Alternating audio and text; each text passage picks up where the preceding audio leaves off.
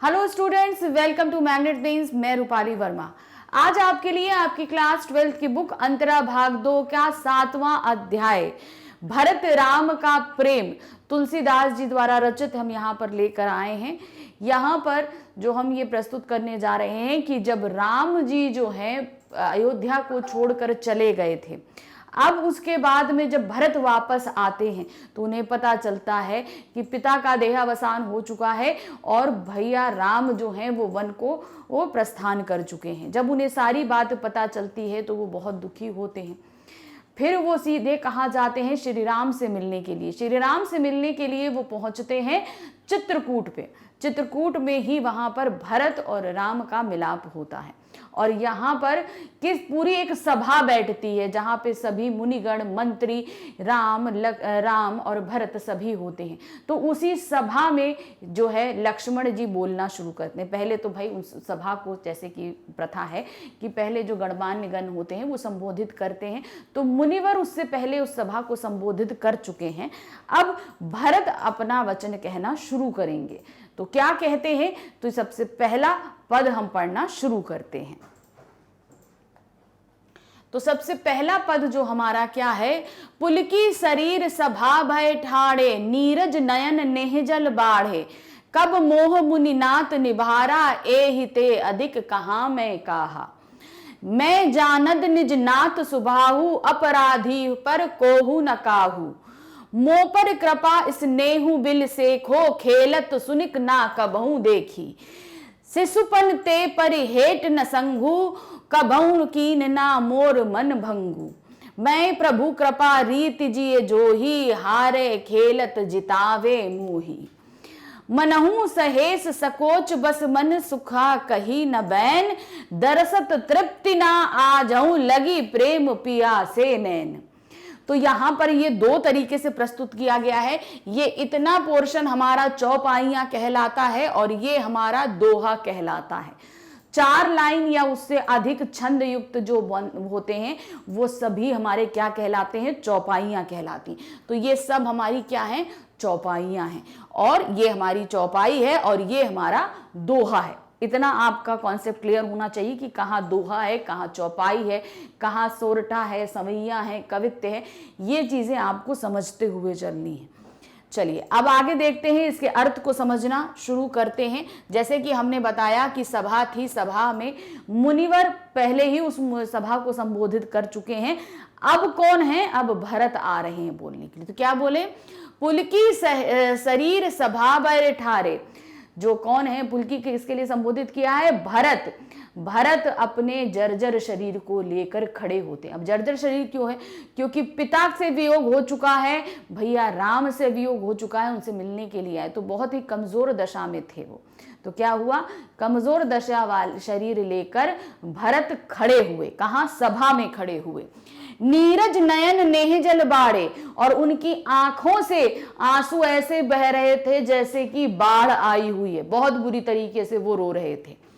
कब मोह मुनिनाथ निभारा, तो वो बोल रहे हैं कि अब मैं क्या कहूं, मुनिवर जो हैं, ये पूरी लाइन है, कब मोह मुनिनाथ निभारा, एहिते अधिक कहाँ मैं काहा। तो क्या है? अभी तक तो मुनिवर सब कुछ कह चुके हैं, अब इससे अधिक मैं और क्या कहूं। मैं जानत निज नाथ स्वभाव, क्या? मैं अपने नाथ यानी श्री राम के स्वभाव से अच्छी तरह परिचित हूं। अपराधी पर कोहु न काहू, क्या है? जो अपराधी होता है वो उस पे भी क्रोध नहीं करते हैं। मोह पर कृपा स्नेहु बिलेसु, खेलत सुखी ना कबहू देखी। तो उन्होंने क्या बोला? मेरे पर तो उनका हमेशा ही अलग कृपा और अलग ही स्नेह रहा है। मतलब वो मुझ पे हमेशा बहुत ज्यादा कृपा और स्नेह रखते रहे हैं। खेलत सुखी न कबहू देखी, खेलते समय भी मैंने उनके इसी स्वभाव को देखा है। मतलब ऐसा नहीं कि खेलते समय प्रतिस्पर्धा वाला जो भाव आ जाता है वो उनके अंदर कभी नहीं था। हमेशा खेलते समय भी मैंने उनके इसी स्वभाव अर्थात उसी स्नेही स्वभाव को देखा है। शिशुपन ते परिहेट न संगु, हम बचपन से ही एक दूसरे के साथ हैं। बचपन से ही एक दूसरे के साथ हैं। कबहू न कीन मोर मन भंगू, कभी भी इन्होंने मेरे मन को दुखित नहीं किया है। मैं प्रभु कृपा रीति जिए जो ही, मैं प्रभु राम की कृपा की हर एक रीति से अच्छी तरह परिचित हूं। मतलब वो किस तरीके से कैसे पे कृपा करते हैं मैं अच्छी तरह जानता हूं, क्योंकि मेरे ऊपर उनकी बहुत ही अलग कृपा रही है। हर हे खेल जितावे मोही, और जब हम सब साथ में खेलते थे तो अगर मैं खेल को हार भी रहा होता था तो ये मुझे अपने आप को हरा के मुझे जिता दिया करते थे। अब ये चौपाइयां यहां खत्म हुई। दोहा क्या है? मनहुस ने सकोच बस सन्मुख कहीं न बैन, मैंने संकोचवश जो है मैं यहां सभी के सामने ये चीज कह रहा हूं। मैं संकोच, मेरा मन जो है बहुत ही संकोच के साथ यहां पर ये कह रहा है, दर्शन तृप्ति ना आजू लगे प्रेम पियासे नैन। मतलब आज भी मेरे नैन जो हैं इनको देख कर ही तृप्त रहते। आज तक मेरे नैन इनको देखे बिना प्यासे थे, आज इनको देखकर मेरे नैनों को तृप्ति प्राप्त हुई है। तो ये हमने हो गया। अब इसकी हम व्याख्या देखेंगे कि क्या है। व्याख्या बिंदु, प्रस्तुत छंद कवि तुलसीदास द्वारा कृत रामचरितमानस के अयोध्या कांड का अंश है। राम वन गमन के उपरांत भरत के मनोभाव का वर्णन कर रहे हैं। अपने प्रभु श्री राम के विषय में बोलते समय उनका शरीर पुलक से भर जाता है, वे और नेत्र अश्रुपूरित हो उठते हैं। वह श्री राम के स्वभाव की चर्चा करते हुए कहते हैं कि उनका हृदय कोमल और निर्मल है। उनके व्यक्तित्व की विशेषताएं बताते हैं कि वे अपराधी पर भी क्रोध नहीं करते, खेल में स्वयं हार कर मुझे जिताते हैं। ऐसा करना मेरे प्रति उनके प्रेम और अनुराग का परिचायक है। बचपन से ही उन्होंने मेरा साथ दिया है। भरत कहते हैं कि मेरे नेत्र सदा ही श्री राम के दर्शन के लिए लालायित रहते हैं। मतलब इतने दिनों से मैंने उनको नहीं देखा था, तो अब जब देखा है तो मैंने अब जाकर अपनी नैनों को तृप्ति पाई है। अब दूसरा पद हमसे क्या बोल रहा है, उसी सभा में वो दोबारा आगे ही कंटिन्यू कर रहे हैं, वो बोल रहे हैं, मगर यहाँ पे पद दूसरा आया है। फिर वैसे ही चौपाइयां और दोहे हैं हमारे पास में।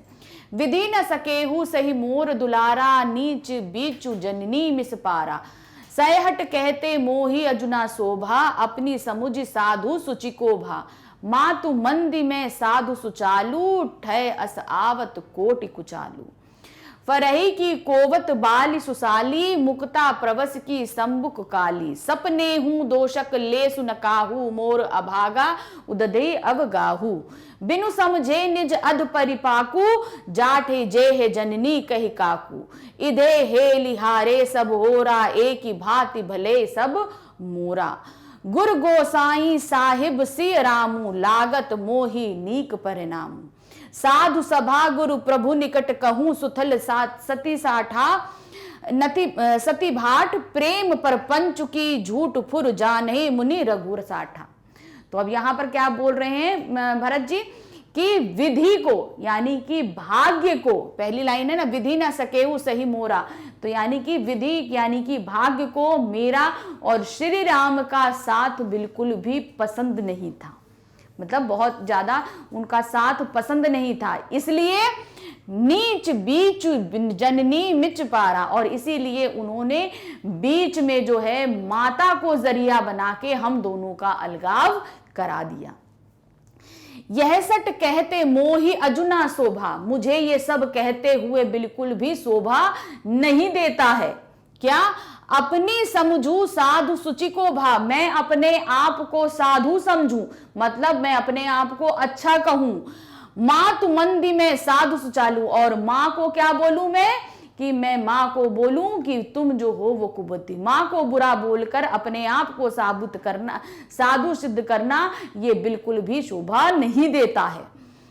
फिर ठय अस आवत कोटि कुचाली, मतलब माता को बुरा बोलना जो है वो मुझे बिल्कुल भी शोभा नहीं देता है। फरही की कोवत बाल सुलाली, मुक्ता प्रवस की संबुक काली, तो क्या है, जिस प्रकार कोवद यानी कि मोटे चावल बो के अच्छे चावल नहीं पाए जा सकते। जिस प्रकार से मोटे मोटे चावलों को बो दिया जाए उनसे जो है अच्छे चावलों की प्राप्ति नहीं हो सकती। और मुक्ता प्रवस की सम्मुख काली, और नदी में रहने वाले, तालाब में रहने वाले काले घोंघों से मोती नहीं पाया जा सकता। उसी तरीके से यहाँ पर क्या है, जो है आप अब जो है मेरी माता जो है वो बुरी से मैं अपने आप को अपराधी साबित नहीं, मतलब अपने आप को साधु साबित नहीं कर। अगर मेरी माँ बुरी है तो मैं भी बुरा ही हूं, तो मतलब मैं भी इस चीज का अपराधी हूं। सपने हूं दोषक लेसु न कोही, मैं सपने में भी जो है इसका दोष किसी और को नहीं दे सकता। मोर अभागा उदिति अब गाहू, इन सब के लिए जो है मेरा भाग्य ही दोषी है। अर्थात जो कुछ भी हुआ है भरत उसके लिए अपने आप को दोषी बोलते हैं, माता कैकेयी को इसके लिए बिल्कुल भी दोषी नहीं बोलते। बिनु समझे निज अग परिपाकू, जाठ जे ही जननी कहू काकू, मैंने बिना कुछ समझे बूझे जाने माँ को जो कटु वचन बोले हैं वो उचित नहीं, मैं उसके लिए क्षमा मांगता हूं। ये हृदय हारे सबोरा, मैं इन सभी के लिए क्या है, क्षमा मांगता हूं। क्या दिया है, बिनु समझे निज अपराको, मैंने बिना कुछ समझे बूझे, जाठ जे ही जननी कहू काकू, माता को जो बुरे वचन बोले हैं, ये हृदय सब हारे ओरा, उसके लिए मैं हृदय से जो है माफी मांगता हूं। एक ही भांति भले सब बोरा, मुझे एक ही, अब ये जितना कुछ भी हुआ है, जितने भी पाप हुए हैं यहाँ से, मुझे इनसे बचने का सिर्फ एक ही मात्र जो जरिया दिखाई देता है। गुरु गोसाई सब ही सिय रामू, और वो है मेरे प्रभु राम जो है मुझे इन सब जो जितना भी बुरा मेरे कारण हुआ है उससे मुझे मुक्ति दिला सकते हैं। लागत मोही नीक प्रणव, और तब मुझे कहीं जाके इसके सही परिणाम प्राप्त होंगे। अर्थात जो कुछ हुआ है इन सभी से मुझे मुक्ति कौन दिला सकता है, श्री राम दिलाएंगे, तभी जो है मुझे आगे चल के अच्छा जीवन प्राप्त हो पाएगा। कहने के बाद कहते हैं, साधु सभा गुरु प्रभु निकट कहूं सुथल सती साठा, मैंने यहां पर जो कुछ भी बोला है किसके उपस्थिति में बोला है, यहाँ पर साधु हैं, गुरु हैं, प्रभु जितने हमारे श्री राम हैं, सभी लोगों की उपस्थिति में ये यहाँ पर मैंने ये सब कुछ बोला है। प्रेम प्रपंच की झूठ जानी मुनि रघुराठा, यानी कि जितना बोला है सब सत्य है, इसमें कोई भी प्रपंच नहीं है, मतलब कोई भी झूठ नहीं है। ये बात मेरे प्रभु श्री राम और गुरु वशिष्ठ अच्छी तरीके से जानते हैं। अब इसकी व्याख्या देखते हैं। भरत भाव विभोर होकर कहते हैं कि संभवतः ईश्वर के लिए मेरे प्रति श्री राम का प्रेम असहनीय था, इसी कारण उन्होंने माता के दुर्व्यवहार को बहाना बनाकर हम दोनों को अलग कर दिया। माता की कुबुद्धि के कारण ही राम बन गए। भरत कहते हैं, माता के प्रति अभद्र विचार और शब्द सर्वथा अनुचित हैं। अपने चरित्र का सही आकलन स्वयं कठिन है। मतलब मैं अगर अपने चरित्र को बोलूं कि मैं एकदम साधु हूं और माता ने गलत किया तो ये कहना गलत होगा। चरित्र की पवित्रता का निर्णय अन्य ही करते हैं, यानी कि दूसरे का चरित्र कैसा है इसका निर्णय दूसरे लोग करते हैं। माता को अधम और स्वयं को उत्तम मानना अनुचित है। जिस प्रकार कोदो की बाली से उत्तम धन प्राप्त नहीं हो सकता और घोंघा श्रेष्ठ से मोती का जन्म नहीं दे सकता, उसी प्रकार दुराचारी माता के गर्भ से चरित्रवान सदाचारी पुत्र का जन्म नहीं हो सकता। अगर मेरी माता दुराचारी है तो मैं भी दुराचारी हूं। दुराचारी माता से कभी भी सदाचारी पुत्र का जन्म नहीं हो सकता है। श्री राम और मेरे अलगाव का कारण मेरे पूर्व जन्म के पाप कर्म है। माता के साथ बुरा व्यवहार और अशब्दों का प्रयोग कर मैंने उन्हें दुखी और पीड़ित किया है। मेरे उद्धार का एकमात्र साधन मेरे गुरु और श्री राम है। मेरे वचनों की सत्यता और पवित्रता से ही मुनि वशिष्ठ और श्री राम परिचित हैं। यानी कि मैंने यहाँ जो कुछ भी कहा है, जो कुछ भी मैं बोल रहा हूं, ये सभी चीजों की में सत्यता है और इन सब से मेरे प्रभु श्री राम और गुरु वशिष्ठ अच्छी तरह परिचित हैं। चलिए देखते हैं आगे तीसरा पद। तो क्या कह रहे हैं इस पद में, भूषति मरण प्रेम पनु राखी, जननी कुमति जगतु सबु साखी। देखी न जाहि विकल महतारी, जरहि दुहस जरपुर नर नारी। मही सकल अनरथ कल मूला, सोहि सुनी समुझी सठही सब सूला। सुनी बन गमनहु कीन रघुनाथा, कहीं मुनि वेश लखन से माथा साथा। बिनु पाहिन पायोधि पायो, शंकर सखी सठेहु एहि घाय। बहुई निहारी निषाद स्नेहु, कुलिस कठिन उर भय न बेहु। अब सब हूँ आखिन देखे सठ आही, जियत जीव जड़ सभय समाई। जिहि निरखई मृग साप ही बीछी, तजहि विषम विपुतापस तीसी। तेहि रघुनंदन सिए अनहित लागे, जाहि तासु तनय तजि दुहे दुख दैसठ सहावी कहाई। तो अब इसका क्या अर्थ है? भूपति मरण प्रेम परु राखी, मतलब राम के से जुदा होने के कारण, अलगाव के कारण राजा दशरथ की मृत्यु हो गई। और इन सभी इस सारे कार्य की जो कारण थी माता कैकेयी, इसकी साक्षी पूरा संसार है। अर्थात माता की कुबुद्धि के कारण पिता दशरथ की मृत्यु का साक्षी पूरा संसार है। देख न जाहि विकल महतारी, मुझसे जो है माताओं का दुख नहीं देखा जाता है, अर्थात कौशल्या और सुमित्रा का दुख नहीं देखा जाता है। वो श्री राम के जाने से बहुत दुखी हैं। जही दुख दुरह जरपुर नर नारी, और उसी तरीके से राज्य की, अयोध्या राज्य के सभी राज्य जितने भी नागरिक हैं वो भी दुखी हैं, वो भी उनकी विरह की अग्नि में जल रहे हैं। मही सकल अनरथ कल मुराई, इन सारे अनरथ की जड़ मैं हूं, मतलब ये जितना भी अनर्थ हुआ है इस सभी की जड़ मैं हूं। सो ही सुनी समझू सठी सब सूला, और मुझे सोच समझ के भाग्य अवश्य इस चीज का दंड देगा। सुनी सब गबहू कीन रघुनाथा, और यही सब सोच के मैं श्री राम को वापस लेने के लिए आया हूं।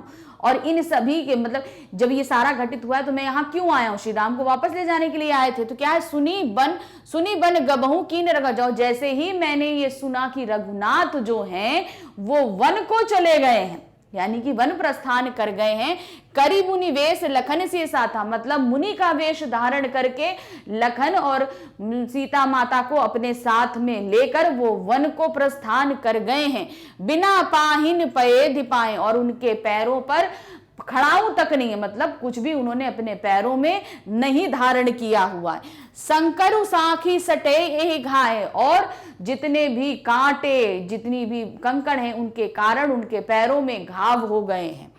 बहु निहारी निषाद स्नेहु, और निषाद राज की आव भगत, जब वहां से अयोध्या से निकले तो निषाद राज पहले पड़ा था, वनवास के लिए जब निकले तो निषाद राज में उनकी काफी आव भगत की गई थी, उनका स्नेह निषाद राज ने प्रकट किया। तो वही बोल रहे, निषाद राज की आव भगत और इनके स्नेह को देख कर भी कुलिस कठुल उर भय ना बेहू, और मेरा ये कठोर मन पिघल नहीं पाया, मतलब मैं भी ऐसा जड़ बुद्धि बना रहा।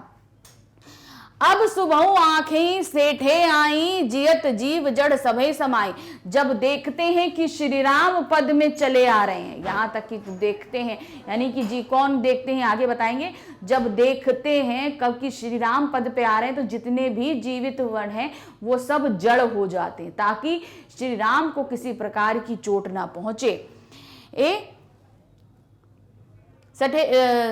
कठिन उर भय ना बेहू, अब सब आंखें देखें जियत जीव जड़ साही, मतलब जाते हुए जब उनको देखते हैं तो सभी जीवित जो हैं वो जड़ हो जाते हैं, अर्थात निर्जीव मात्र हो जाते हैं, ताकि श्री राम को जो है किसी तरह का कष्ट ना पहुंचे।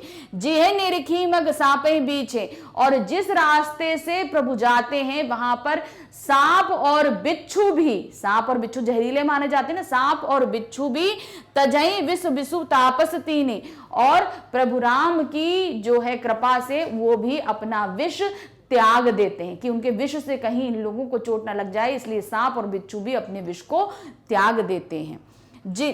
अब उसके बाद यहाँ खत्म होने के बाद क्या, ते ही रघुनंदन लघु सिया अनहित लागे जाही, और ऐसे ही श्री राम सिया और लखन को आहित करने वाले, तासु तेज तजी दुह दुख दैसठ साही काई, को दुख देने वाले, अर्थात मेरा जो है पाप का निवारण, मेरे को जो पाप किया है, मेरे द्वारा जो पाप हुआ है उस सब का दंड जो है वो ईश्वर अवश्य देंगे और मैं उसको लेने के लिए बिल्कुल भी तैयार हूं। तो ये सभी रामचरितमानस से था।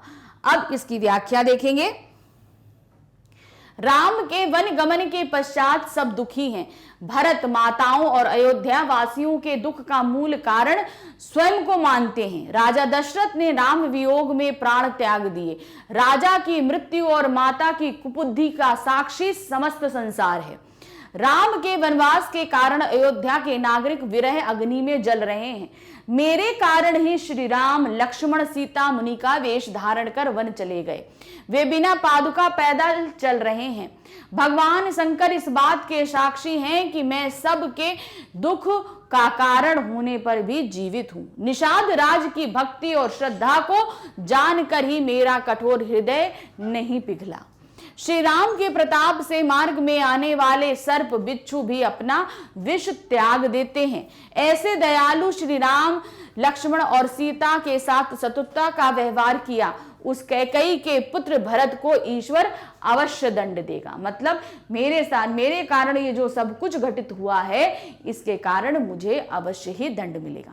तो यहाँ पर भरत प्रेम का जो मिलाप था, जो प्रेम था, ये यहाँ पर जो है 3 पद दिए गए थे, हमने पढ़ लिए। अब इसके आगे के जो पद हैं वो माता कौशल्या की दशा को दर्शाते हैं कि किस तरीके से प्रभु राम के चले जाने के बाद वो किस तरीके से विचलित हो रही हैं।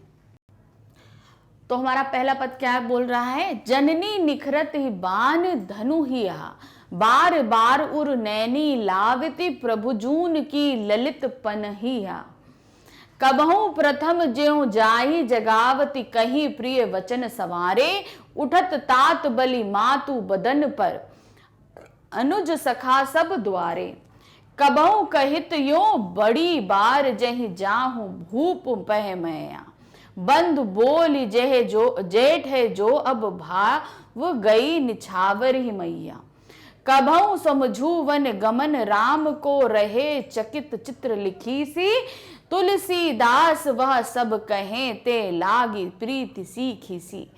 तो अब यहाँ पर क्या बोल रही, कौशल्या माता जो हैं वो दुखित हैं। अब उनका वर्णन इन 2 पदों में किया गया। पहला पद ये है।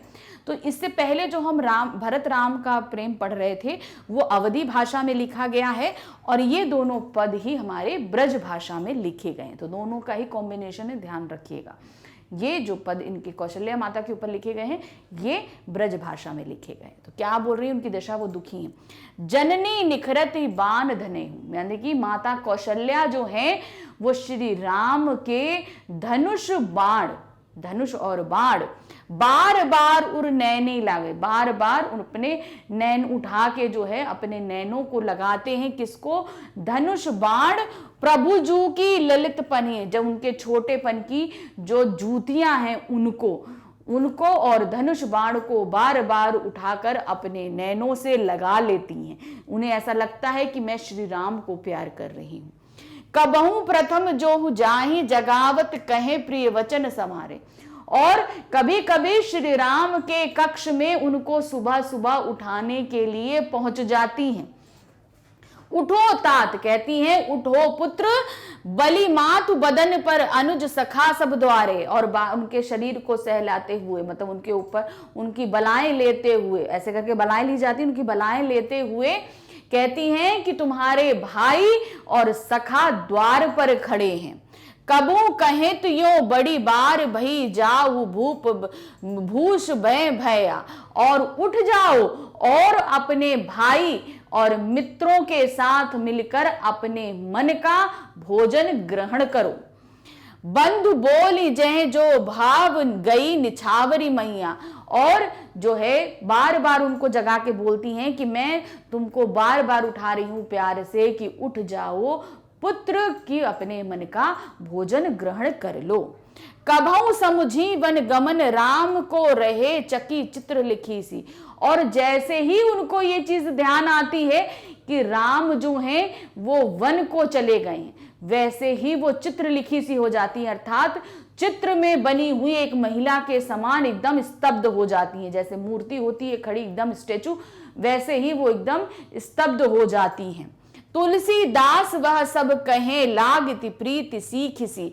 और तुलसीदास जी कहते हैं कि वो ऐसे रोने लगती हैं जैसे मोरनी जो है काफी बरसात के बाद खुश होकर जब नाचती है और नाचने के बाद अपने पैरों को देखकर खूब रोने लगती है, वो उसी प्रकार से रोने लगती हैं। कौन? माता कौशल्या। अब इसकी पहले व्याख्या देखेंगे क्या है। प्रस्तुत पद तुलसीदास कृत गीतावली से है। राम वन गमन के पश्चात माता कौशल्या की विरह वेदना का मार्मिक चित्रण किया है। राम के शैशव काल की जूतियां, धनुष बाण आदि को देखकर माता कौशल्या का दुख बढ़ जाता है। वह उनको बार बार अपने हृदय से लगाती हैं। उनके कक्ष में जाकर वह यह कहकर जगाने लगती हैं कि अनुज और सखा तुम्हारी प्रतीक्षा कर रहे हैं, उठो और अपने भाइयों मित्रों के साथ मिलकर अपनी रुचि का भोजन ग्रहण करो। राम को कमरे में ना देखकर अचानक राम वन गमन प्रसंग के स्मरण से वह दुख वेदना के कारण स्तब्ध और चित्रवत हो जाती है। जैसी चित्र होती है वैसी वो स्टेचू हो जाती है। माता कौशल्या की दशा नृत्य में मग्न उस मोरनी की भांति है जो नृत्य के अंत में अपने पैरों को देखकर रोने लगती है। भाव यह है, माता कौशल्या की विरह वेदना का वर्णन शब्दों में नहीं किया जा सकता। मतलब वो इतनी तकलीफ में है कि उसे हम शब्दों में बयां नहीं कर सकते। अब इसके आगे जो दूसरा पद है उसमें क्या है कि उनका घोड़े, उनके जो घोड़े हैं वो किस तरीके से उनके बहाने वो वापस श्री राम को बुला रही हैं। क्या कहती हैं?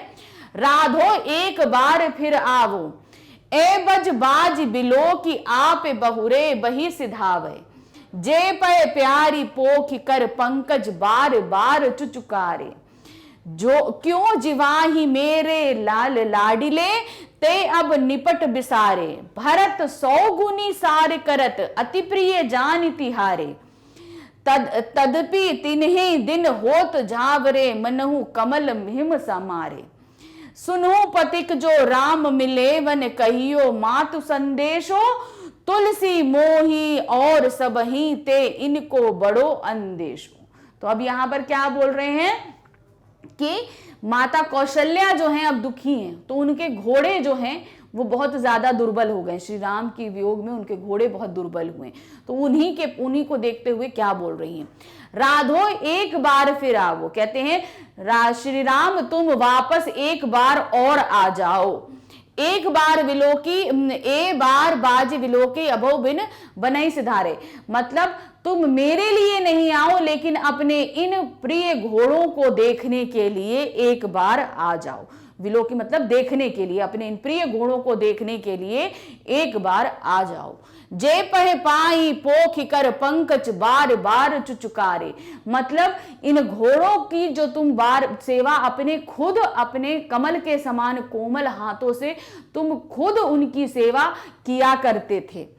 क्यों जीव ही मेरे राम लाडले थे अब निपट बिसारे, और जो है अब ये घोड़े तुम्हारे विरह के कारण, मतलब तुम नहीं हो इसलिए अब वो भी जीवित नहीं रहना चाहते हैं।